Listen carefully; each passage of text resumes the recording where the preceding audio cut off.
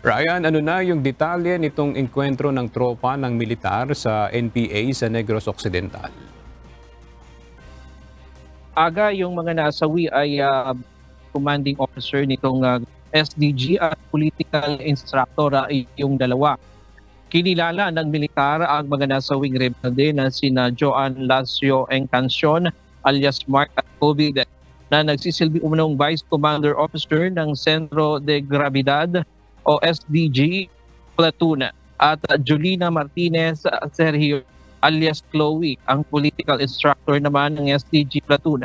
Ayon sa Philippine Army, nagpapatrolya ang tropa mula sa 94th Infantry Battalion sa Sitio Pisok, Barangay Buenavista, Imamaylan City, Negros Occidental kahapon ng umaga nang bigla namang umanong silang paputukan ng 5 rebelde. Tumagal umano ang bakbakan sa loob ng 5 minuto at nasawi sa engkwentro ang 2 rebelde. Na-recover naman ng Philippine Army sa lugar ang matataas na kalibre ng baril gaya ng M16 rifle at M14 rifle at samut-saring mga bala. Ito na aga ang ikatlong engkwentro na sa pagitan ng militar at komunistang grupo ngayong buwan ng Agosto na nagresulta sa pagkasawi ng mga opisyal nila.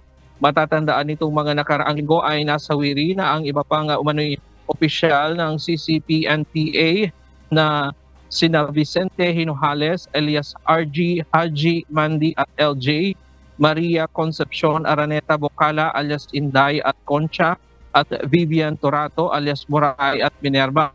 Ang tatlo ay sinasabing matataas na opisyal ng CCP-NPA, partikular na sa grupong Komiting Rehiyong Panay o KR Panay.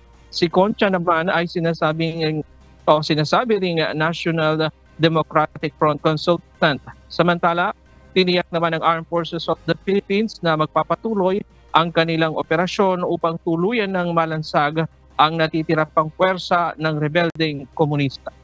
Yan muna ang latest mula dito sa Quezon City. Balik sa iyo, Aga. Maraming salamat, Ryan Lacanlale.